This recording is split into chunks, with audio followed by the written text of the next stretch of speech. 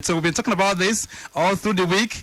It's all about having the Honourable Minister for Works and Housing joining us right here on Lagos Traffic Radio 96.1 FM to reflect on infrastructural upgrades and its impact on the nation's economy. So joining us all the way from Abuja this morning is Honourable Babatunde Raji Fashola, the Minister for Works and Housing. It's nice to have you connect with us. Good morning, sir. Good morning, Victor, and good morning to all your listeners.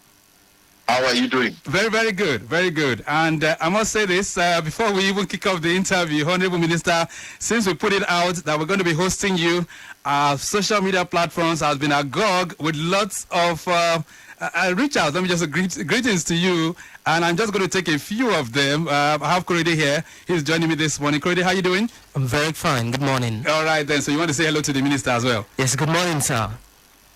Good morning, Korede. Yes, sir. All right, then. So, Korede, just a few of the comments before we kick off this conversation with the minister. All right. I have a comment here from Etiwan Shehu Fasasi on Facebook. It says, good morning. On behalf of the great thinkers of Lagos State, I say a big thank you to Babatunde Raji Fashola, the Honourable Minister for Works and Housing. He has done well for us in Lagos State, and the road he's constructing is everlasting. All right, then. He says he gave Lagos a new face, and Lagos is witnessing a lot of FGN support. All right, then. So we're going to be taking summary, so just take one or two more before okay. Richie says, I've been waiting for this opportunity. All right. Okay. And Ido Adeolu says, nice one, Victor. I can't wait. All right. Yes. Good. All right. So, Honourable Minister, we have lots of them here, but because of time, really won't take it. But what do you make of these comments? So far, so good. Well, the support that the federal government is giving to every state really is understandable and necessary. The mandate of the President, Muhammadu Buhari, to all of us at the federal government is to appreciate the critical role that states play in nation building. And therefore, as federal government, we must do everything to support states achieve their developmental objectives. All right, then. So perhaps the most convenient reference point to begin this conversation with you, Honourable Minister, is to have a microscopic look into provision of infrastructure as dictated by the mandate of your ministry. So let's look at this. How far have you gone in delivering this critical infrastructure to Nigerians? Well, as you know, we have responsibility for works and housing, and on the work side, that is mainly interstate roads that connect states of the country to the other. They are very long routes. At the moment, we have rehabilitation work going on over 13,000 kilometers of federal road across the country. So we are doing one form of rehabilitation, repair, or reconstruction. Covering over 13,000 kilometers. We finished over 4,000 kilometers as of December last year, and we intend to add more traction this year. Right. That involves over 700 contracts and hundreds of thousands of suppliers and subcontractors. And connecting with that, really, to reflect on the impact of all of this on the nation's economy, how would you describe it? Well, as I was saying, we have hundreds of thousands of subcontractors who supply so many construction material, transport them, provide logistics, so things like sand, gravel, reinforcement, diesel, tar, all the things used in construction. Construction companies don't keep them. They keep only a minimum workforce, and they keep only their own construction equipment. So all of these things are supplied by Nigerians, small, medium, and medium-sized businesses. And this is how infrastructure then affects the positive distribution of wealth across the country. So when Victor or Terry Construction gets a contract, he orders diesel from Fashola, others laterite from this other companies want providing the transport, logistics, and so on and so forth, all the way down the value chain to the labor itself and to the people who even supply nourishment and nutrition food to the workers on a daily basis. But I mean, connecting with that as well, Honourable Minister, even though you said the value chain is very, very huge and that provides lots of jobs, but in terms of reflecting on the poverty index that we have in the country, would you really say that has really ramped it up a bit? Has it really done much? Oh yes, I mean there are several sectors of the economy that aggregates to the total performance. If you have followed the recent National Bureau of Statistics report, that contrary to the projections worldwide, the Nigerian economy has, as we predicted, I must say, come out of recession at least on a positive path. The next step now is to accelerate that percentage of growth in our first quarter performances and consolidate it as we go on. So if you look at that, only about 13 sectors were positive in the last quarter. This time it is 17 sectors that are positive. And if you go in there and do the deep dive, you will find the construction and construction-related activities in the way that they have impacted jobs. Right. People working on our site, people buying and selling, and also how construction work, for example, drives other sectors. One of our contractors, for example, recently reported that he was able to pay his suppliers of diesel. One contractor was able to pay his supplier of diesel who was owing 800 million naira. Now, if you do a rough calculation of 800 million naira worth of diesel at about 250 naira per liter, that's about 3.2 million liters of diesel, right, driven by one contractor. So, and we have over 7 different contractors. And so this is how construction really has multiplier effect across other sectors. Right. Let's reflect a bit this morning, Honourable Minister, on these 5 years as the Super Minister in charge of this 2-in-1 portfolioed ministry. What would you say are the landmarks of this government as relates to specific reference? I mean, when you make specific reference to road infrastructure, what are some of the landmarks for this government? Okay, I've talked about how construction, investment in infrastructure is affecting employment and driving economy. So I'm not going to dwell too much on that anymore. But one of the other things that our government set out to do was to improve on the ease of doing business. And one of the parameters as it concerns my ministry is travel time. Okay. On the road for commuters, travel time. And that translates to cost. How much fuel are you burning in one place because you can't move? The road has cut off. So over the last 5 years, one thing that has changed across the divide is that commuters are saying every year the travel time is getting better and in fact getting shorter. Right. So we just did that survey again in December, and all those who travel had a better experience to report. So except there is a major accident now, all those roads that people used to spend the whole night cut off where they slept, those roads now are moving. Right. We finished moving sections of them. Some are still a work in progress, but clearly the wheels of progress are rolling. They are heading in the right direction. And specifically now, to mention some of these landmark projects that you've done, can you just give us some of them? Well, wherever you go, whether it's in the eastern part of Nigeria, on Enugu to Onitsha, Enugu, Port Harcourt, you will see that the travel time has increased. Whether it is on Dupani, Calabar, Alesi, Ugep, you will see that the travel time has increased, has reduced, even though we haven't finished. Right. Whether it's on your Lagos-Ibadan Expressway or Ilorin, Jeba, Mokwa, you will see that the travel time has reduced, although we're still working there. But the road is much more motorable than it was 5 years ago, and that's progress. Right. So we cannot really lay claim to any of these roads that have been fully completed. Is that what you're saying now, Honourable Minister? Now, that's the interesting point that you raise. Completion of federal roads as I speak, all the sections that I've told you that you are driving on have been completed. Okay. Do you get it? We are doing 150, 300 kilometer road. So it's not a municipal city road of 2 kilometers that you can close. So what we do, we close one section, maybe 10, 20 kilometers. We construct it, divert traffic away from it. When we finish it, we open that section back and go to the other section. That part you are driving on, that is now smooth, that is where you used to be trapped overnight before, it's been finished. But the entire road section is still work in progress. We're constructing 560 kilometers, Enugu,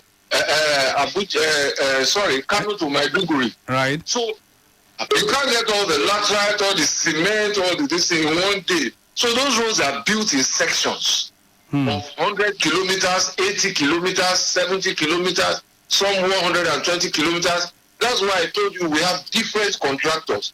On that road, for example, you have 5 different contractors. Right. All right, then I'm still going to be reflecting on road construction and rehabilitation because that appears to be the major chunk of your responsibility.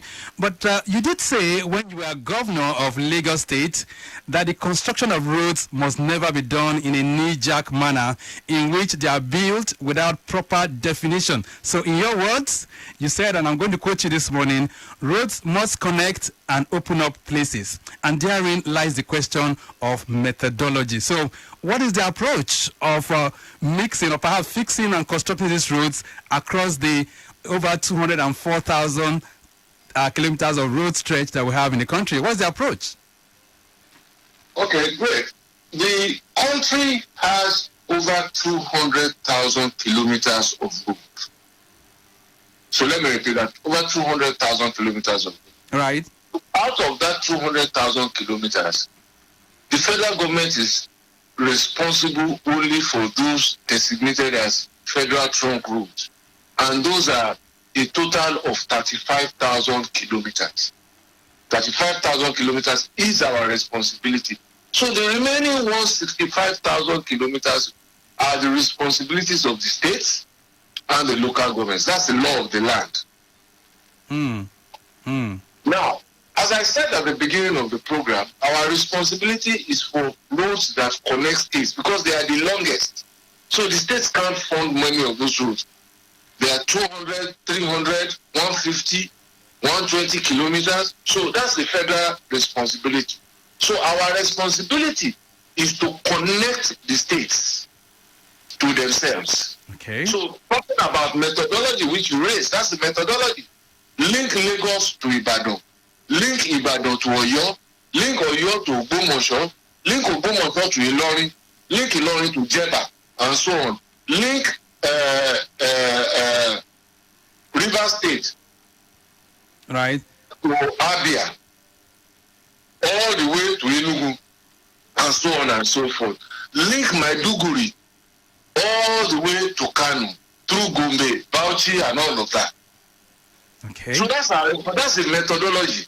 The next step is to link the local governments to themselves. That's the responsibility of the state government. So when you are trying to get from Yaba local government, right, to Lagos local government, that's the responsibility of the state government.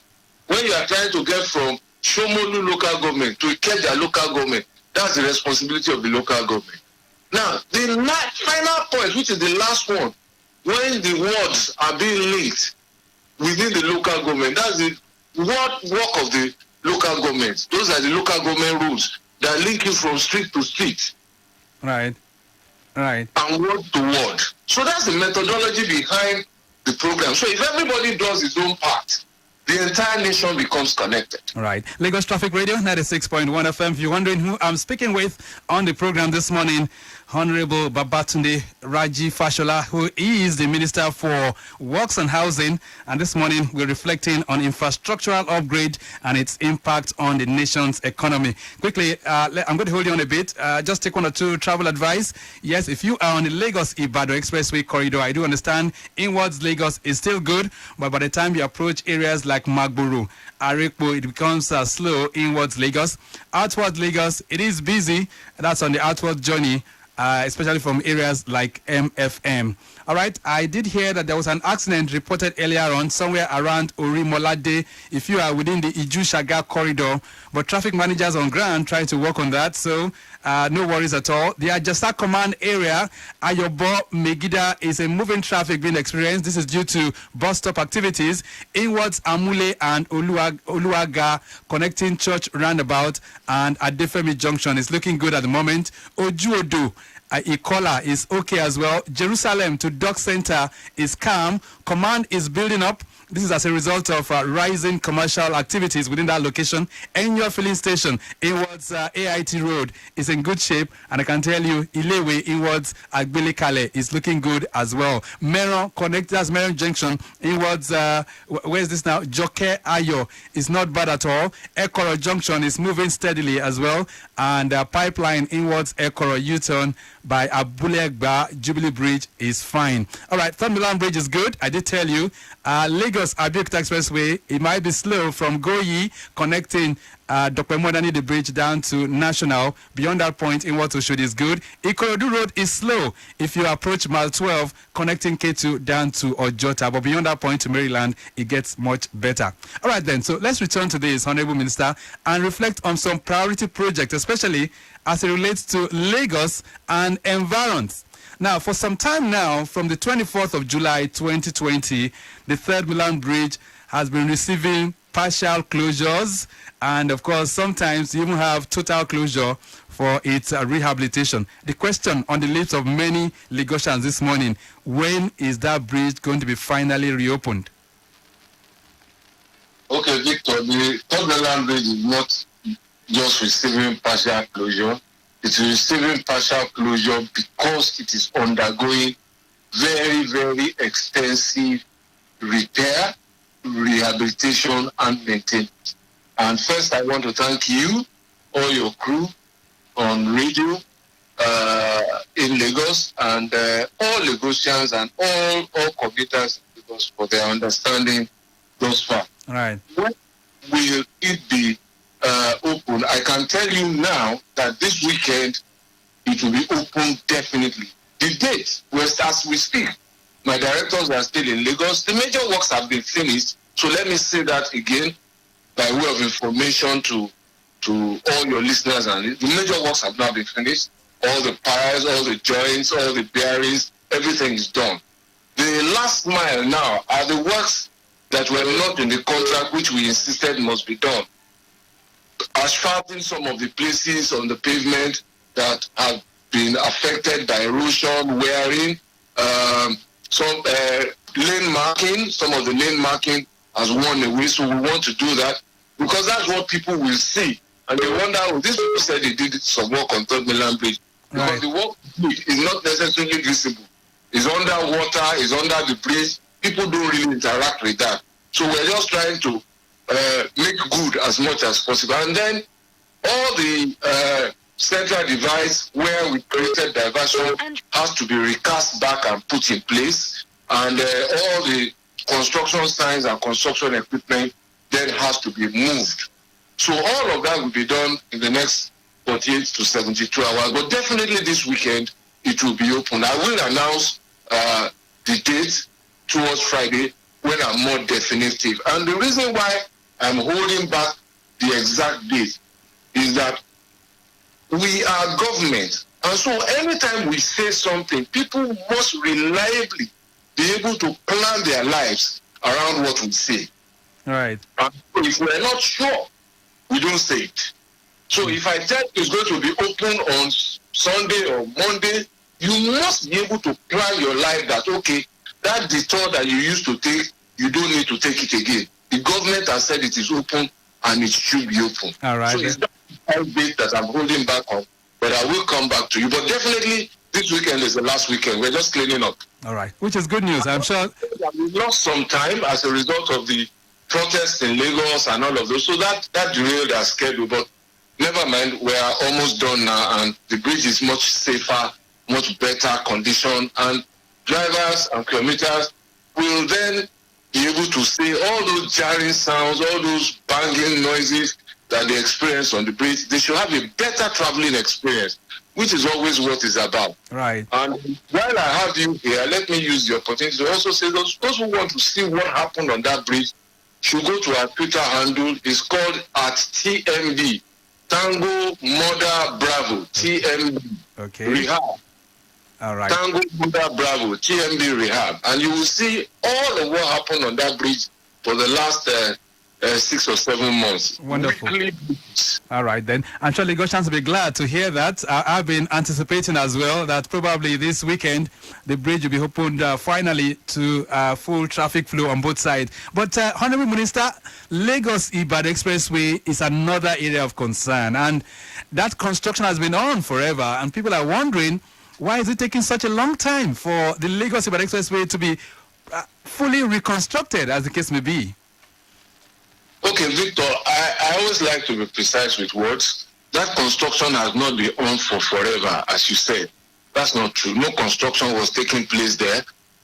It was a concession that was given in 2006, 2007, but no construction happened there until 2012 when that concession was cancelled. Then a private initiative was created, and then it ended up in court. And instead of construction, it was court cases, and we're still dealing with them till today. So the first real act of construction, reconstruction, started in 2016. Okay. So, and what we're doing there is expanding a 2-lane highway to 3 lanes. So we are constructing more than what was there.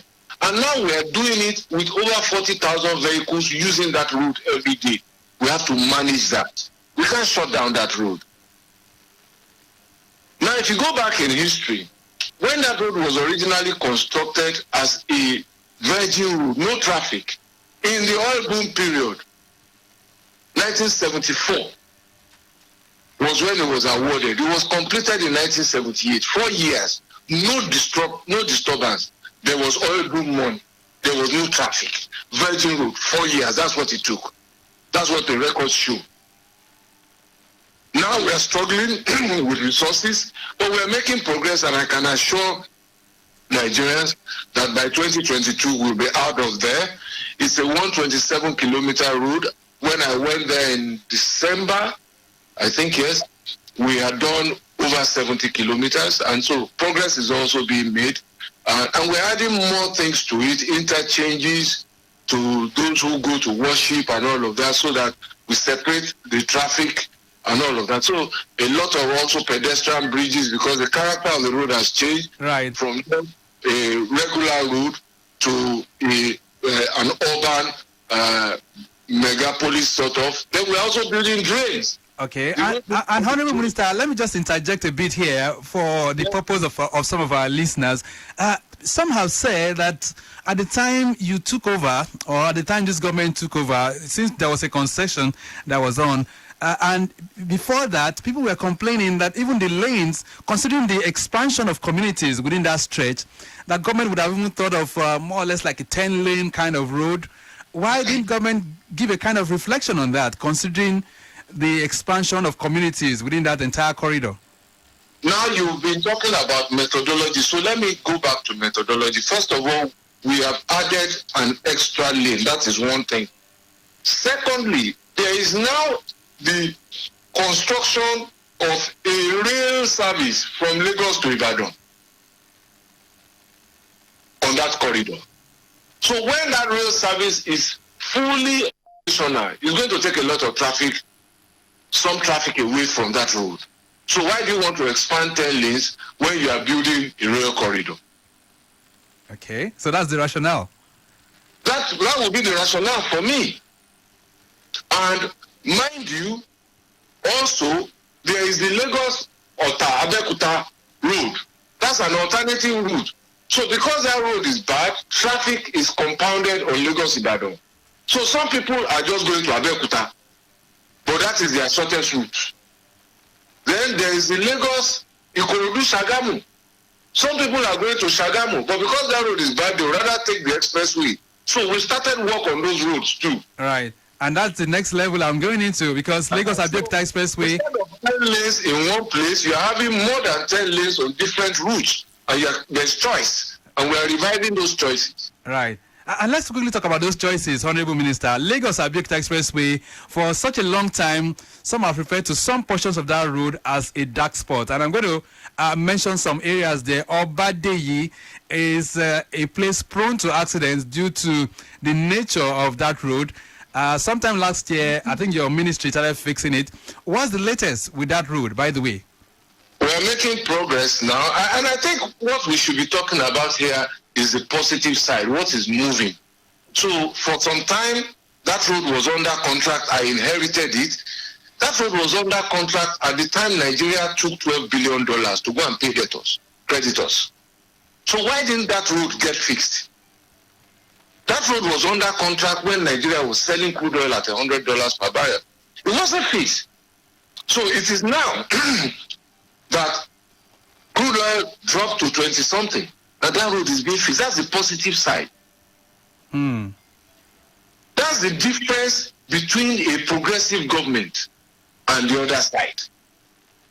Whatever it takes, no matter how difficult it is, these are things that affect the condition of the human being, and they have to be attended to. So this is being funded by budget and by the sukuk. So for those who say, oh, don't borrow money, when we had the money, we didn't spend it. Now we don't have. We have borrowed some money, and it's being spent on that road. And those who use the road now will tell you that this year it is better than last year. And next year it will be better than this year until we finish. And what's the scheduled time for completion? Well, the time for completion really shouldn't take more than 2 years if all the resources are available. All the resources are not available, Victor. All right, let's take that to the next level. Honourable Minister, bring us to speed with the Highway Development Management Initiative. I do understand the HDMI is something which the ministry is very keen on in the year 2021. What's this initiative all about? Okay, this is a good point to get into HDMI, really. It's the Highway Development Management Initiative, as you say. And why I say it's a good point is that I can go from the point where I said to you that all the resources are not available to what are we doing about alternative resource. So that's what takes us to Highway Development Management Initiative. We're looking at many sources of funding: budget, Presidential Infrastructure Development Fund, Road Investment Tax Credit Scheme, and this is one of them. So we say, is there any private operator, group of people in the private sector who have the capacity, who have the resources, who also have the ability to manage roads? So we've listed about 12 major routes across the 6 geopolitical zones, and what we try to do is to then see who are the interested off-takers who can take off these routes, finance them to completion where they have not been completed, continue to manage and operate them where they have been completed, but also provide all the other ancillary support services. So there's advertising on those routes, there's trading on those routes, there's the need to do vegetation control on those routes, there's the need to maintain, repair and fix potholes on those roads. There are places where toll gates should come up on those roads. There are places where people overload their vehicles, so you want to see way bridges and warehouses to offload overloaded trucks. There are places where accidents happen, so you want to see ambulance services properly. There are places where trucks break down. You want to see proper towing vehicle service companies. Right. Then we need to see lane marking, highway signage. So these are all of the things that we think that private sector can better do instead of us doing it through the ministry. And can individuals also tap into this? If Victor Terry wants to construct a road, for instance, will the ministry allow me?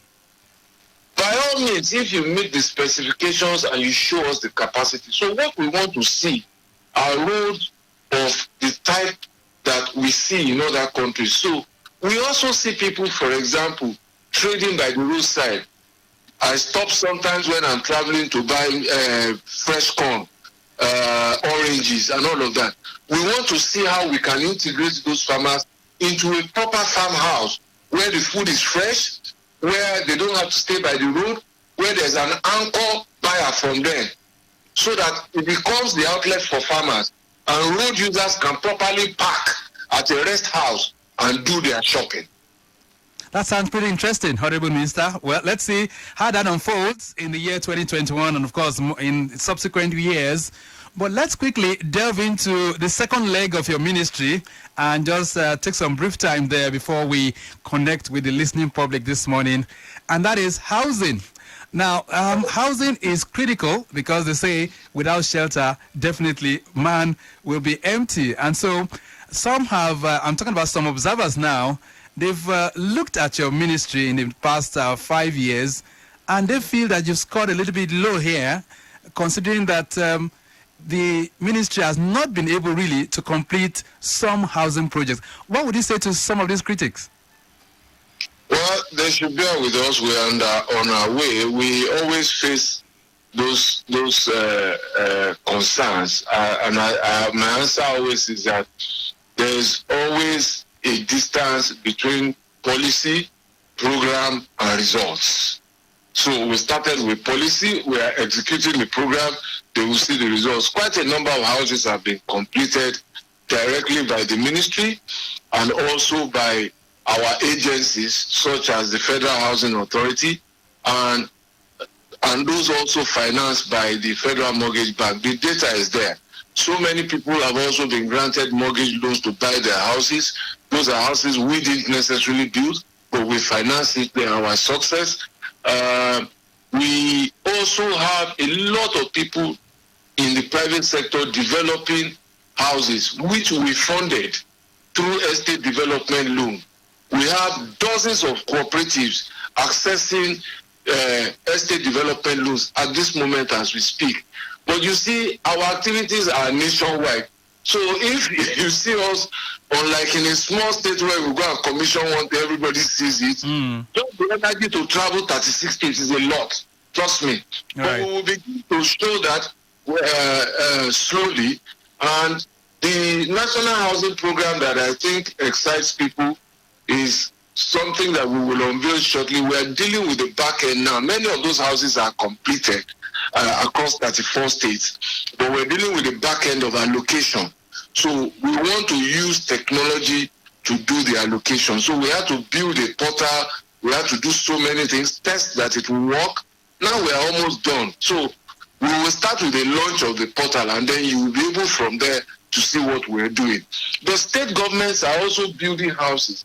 So as I say to people, don't focus only on what federal government is doing in order to get the housing picture. Because federal government does not have land. Right. State government that give federal government land. So state governments are also building, and so we must see a national picture other than just a federal picture. All right then, Honourable Minister, let's expand the conversation much beyond the studio this morning to also have inputs of the listening public. I hope that is sufficient. So we're going to be hearing from you as well this morning. If you want to connect with the Honourable Minister, I'm speaking with Honourable Babatunde Raji Fashola, who's the Minister for Works and Housing. And this morning, we're looking at infrastructural upgrade and its impact on the nation's economy. Now, we're going to have a rule to this. So if you get through to the studios, you must keep your contribution straight to the point. No political innovations, right? It has to be focused on works and housing this morning if you want to put your questions through, and then you can get directly to the Honourable Minister. But before then, quickly, let's see if we can take one or two updates. Korede, let's just have a look-see into what the traffic situation is looking like around the state this morning. All right, we have updates at Papa Ajegule corridor. Motorists coming from Ijora Lokpa, connecting I Bridge to Total. We have one lane looking very good. CFAX inward 7 up to connect Marine Beach Bridge. We have one lane, and the other lane, the articulated trucks are using the other lane. All right. From Total to Mobile exit and RRS, 2 lanes looking very good.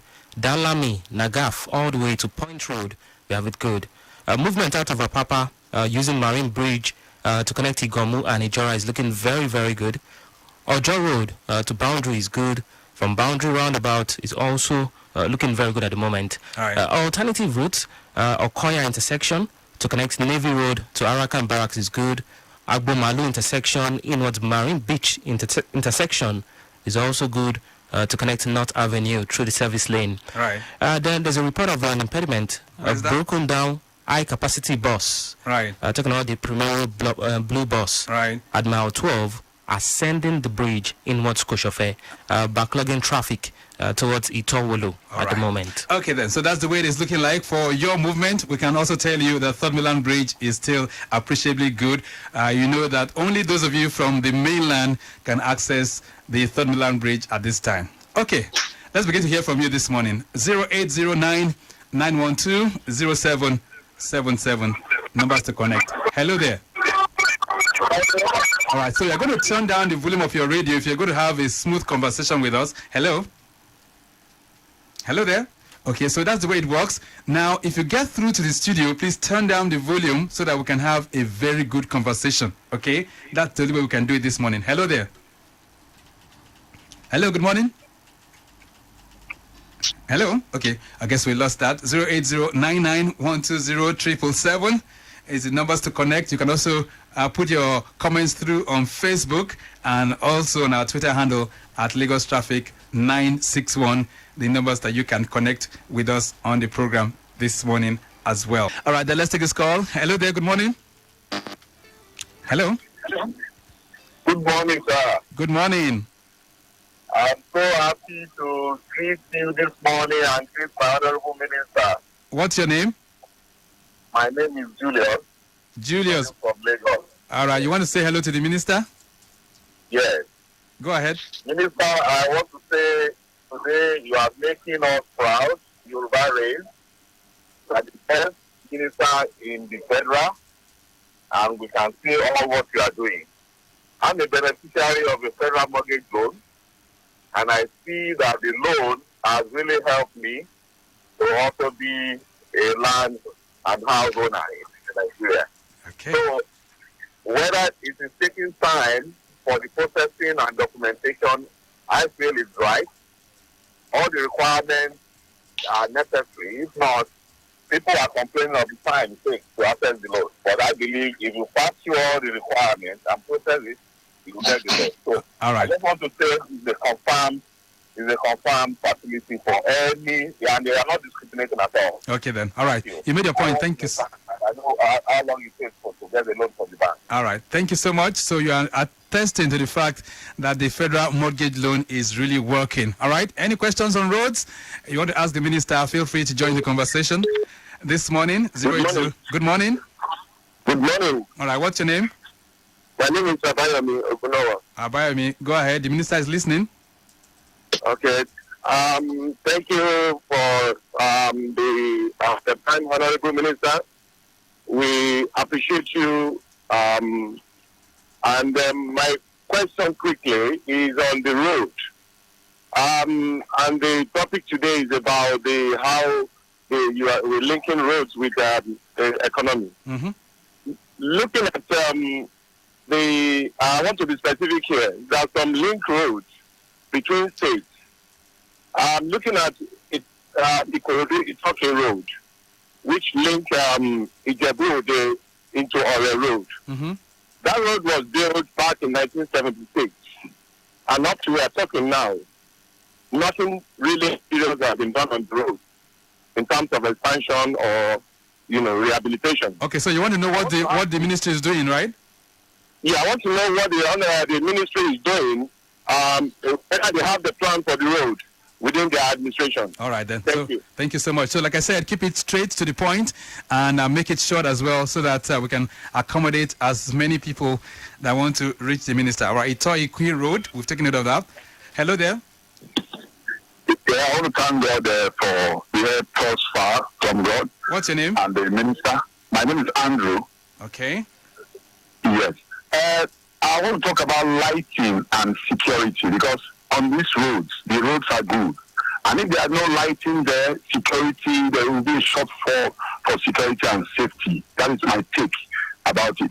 And in respect of this road that a tanker got bombed around the Ladipo DHL area in Lagos, Toyota, I want to know what will be done about it, because we know that some people are still doing bonfire under the bridge, around that area, the bridge that was closed.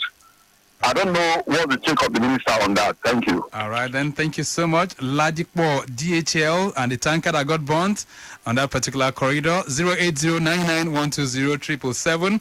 For those of you that are putting your comments on WhatsApp, we'll still connect with you too, and then we'll take some of your comments. Hello there. Good morning. My name is Adenusi Patrick. Adenusi Patrick, nice to connect with you. Thank you. Good morning, Honourable Minister. All my how are you? I'm very good, sir. Currently, the number of total death across world road is 1.35 million. So every day, about 3,500 people are killed on world roads. Nigeria is contributing about 100 deaths daily. Our roads don't have road markings, road signs, mileposts. What is the ministry doing in this direction, and how can you and your ministry support the process of us having reduced fatality on our roads? Because a large number of the death is as a result of sealed roads and roads not having proper signs. Good morning, sir. Good morning. Thank you very much. Lagos Traffic Radio 96.1 FM, 08099120777. Still piling up the questions so that the minister can attend to all of them at once. Put your calls through. Hello there. Hello, good morning, Victor. Good morning. Yeah, this is Falabi from Ikorodu. All right, Falabi. How are you doing? Very well, my brother. And you. And I greet our Honourable Minister, Fashola. I know it's enough that I respect it well when it comes to discharge of responsibility and all that. However, whatever we are doing, I think there should be a kind of sense of urgency. Like I didn't see particularly mentioned now. We need to put a serious timeline because we are constructing all this road for the livelihood of our people and the people. You can imagine yesterday, I spent good 6 hours in the traffic going to pick my daughter, and then that name just mentioned now. That is Abuja Expressway. And he did mention that it's going to take another 2 years now, which is going to be completed by 2022. You know, if you consider our life, sense of urgency is very key. It's very key. So they should plan that if they are going to get 4-5 contractors to work a stretch of road, like you mentioned, all the federal government road is going to take, they have one of 400 upward. They should get more contractors to get it done as a matter of urgency. We are doing it for our life. That's my point. All right, then. Thank you. Thank you very much. Lagos Traffic Radio 96.1 FM. Honourable Minister, let's see if we can quickly rush through. And I'm going to be requesting very, very brief reactions to some of these questions, really, because we have loads and loads of them on WhatsApp, and we still want to try and see how we attend to them as well. Honourable Minister?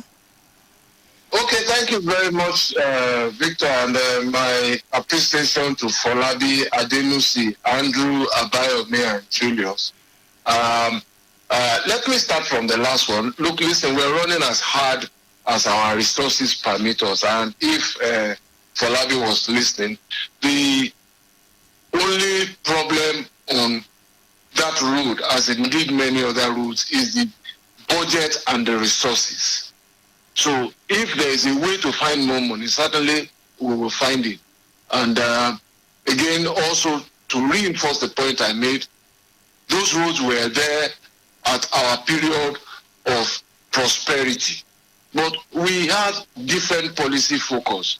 We chose to go and pay $12 billion to creditors when the furniture in our house was bad. That's an economic policy for another debate. We also earned $100 per barrel of oil for almost 7 years. Those roads were there then. So if we could find more resources, certainly the delivery time would be quicker and shorter. Right. So I apologize to them for the time it is taking, but this is what it is. We're doing the best we can. In terms of the lane marking and road signs, I don't know when last Adenusi traveled and in what part of the country he traveled. Those things are springing up by the dozens, if not hundreds, across Nigeria's roads. And this is the first time in a long time that you have seen road signs telling you how many kilometers you have gone, how many left to travel, to which town, we're also putting town and village signs so that they are not just places you describe by the number of trees or whatever. You can know the names. As we finish, you will see more. Okay. It is not correct, as it says, and we need to be careful. It is not correct, as it says, that deaths are caused largely by lack of road signs. Every death on our road is something that diminishes us. It is painful. It is a family member. It is in Nigeria. It is a brother, husband, child, sister, father lost. And we are really sad about it. But the real major contributing factor from the monthly reports that I get from the FRSC is overspeeding and non-observance of traffic rules, illegal overtaking, and all of those things, rather than what Adenusi ascribes to. This is the data that we see, and there's a lot of work being done locally and with international collaborators to address them. All right. Let's look at Andrew's concern on lighting and security for roads. Well, the lighting concerns, well, again, don't forget that these are federal highways, interstate road. The global practice is not to light up interstate highways. That's the global practice. What is best practice is that, as I said earlier, these roads connect states. So as you go into maybe the last 10 kilometers into town on a federal highway, that's when you are likely to see some of those lightings. Lighting, because they pass through forest, so you don't go and put street lights in a forest. Nobody is there. All right. It's the last mile. That's the reason. So they are different from municipal road, like inside Third Mainland and the Kurudu Road, where it's inside the city. Right. So different information. But on Lagos Ibadan, clearly there is provision in the contract for some lighting, and you will see them when the road is finished towards Shagamu, towards Ibadan, and also inward Lagos and the built-up areas. All right. Then DHL, some time ago, we had a tanker that caught fire on that bridge. In fact, just yesterday, the FRSC report came to me. I just read the report yesterday because normally when these accidents happen, people don't know this, but FRSC has the statutory duty to go and investigate, find out the cause of the accident, send the report to us with their findings, and also their recommendations about what to do to stop future accidents, which then goes into our planning department. Right. So I'm still not satisfied with all the information I got. I want the data of all the trucks, the drivers, their driver's license, because this time we want to prosecute. Right. We want to show an example. And I must corroborate what you just said right now, because on Tuesday we had a commercial on this program, and he did give lots of kudos to you for the large support that you've been giving to them in terms of accidents and, of course, repairs of these roads as well. Let's talk about the first caller and his... Let me also quickly say on that, we are already going through the procurement process to repair that section of the bridge that was damaged. Oh, good. I think the public will want to know that. So very soon, the contract will be awarded and the contractor who is successful will go to the site. All right. Let's talk about Abayomi's concern. He is concerned about the Kurudu-Itoikin road. Yes, we are mindful of it, but we can only choose so much at a time. As I've told you, we have 13,000 kilometers, over 700 different contracts under consideration. And just as Falabi wants us to quickly finish what we are doing, we have only 24 hours in a day and X amount of finite resources to deal with it. I'm sure we will get there in the fullness of time. All right, let's quickly take some reaction from WhatsApp as well. Korede, we have loads of them here, and I'm just going to allow you to take like 2 or 3. Ooh. All right. Okay, the first one here says, good morning, Honourable Minister Babatunde Raji Fashola. Abule Egba to Songo Toll Gate and Ojore to Idiroko. Yes, it says they are not motorable. Why? We really need help. That is Abdul Malik from Songo. All right. Fuad says, good morning, Honourable Minister. May I ask what your ministry is doing about all federal government housing estates in Lagos, especially Aboru? Okay. Yes, that's from Fuad. And, okay, another listener is trying to find out when Ikorodu-Shagamu Road will be completed. Okay. Shall I take one more? One more. All right. Ogorinde from Alakuko says, good morning, Honourable Minister. What is the ministry doing concerning Apapa Road, especially from Mile 2 inwards Apapa Tin Can? It says the problem of traffic has been there for so long. Right. Honourable Minister, let's see if you can just still sneak in one or two more calls before we wrap up the program this morning. Mile 2 to Apapa, if that is the route linking the port, yes, we have a contract going on there. We're hoping to finish that this year. That's one of the roads being constructed by the Road Infrastructure Tax Credit Scheme used by the Dangote Group. Finish that road this year. The main carriageway has been largely done, except the place around Coconut, which remains. So the major work left is the service lane, which is progressing. Some of the construction has been affected also by COVID, some staff who traveled out, who haven't come back, and so on and so forth. But we're making progress there. Ikorodu, Shagamu, Abule Egba are all affected by the same consideration. Abule Egba, I believe, is part of the Lagos-Abeokuta road. So funding is the big challenge there. Right. Ikorodu, Shagamu contractor, I can tell you, I know that he was being owed about, I think we're owing over 4 billion naira. And the amount in the 2021 budget is just 3 billion naira. So this is what we're doing. But one thing both roads also bear in common, which commuters must know, is that if you go to those roads now, drainage is being built or has been built. Those roads were self-draining roads before. People just pass through, but they are now built up. So the work has already been done, which is the drainage. So what commuters are now waiting for is that smooth drive. We are getting closer there. But we have done the hard work, Right. which is to build the drain. That will make sure that when we now do that road, it will last for you. Okay. And Fuad is concerned about federal housing projects.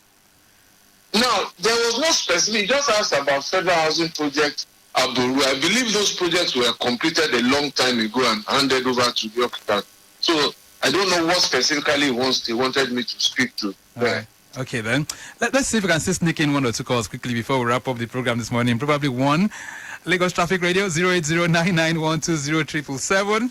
The number to call before we wrap up things on the program this morning. Hello there. Good morning. Good morning.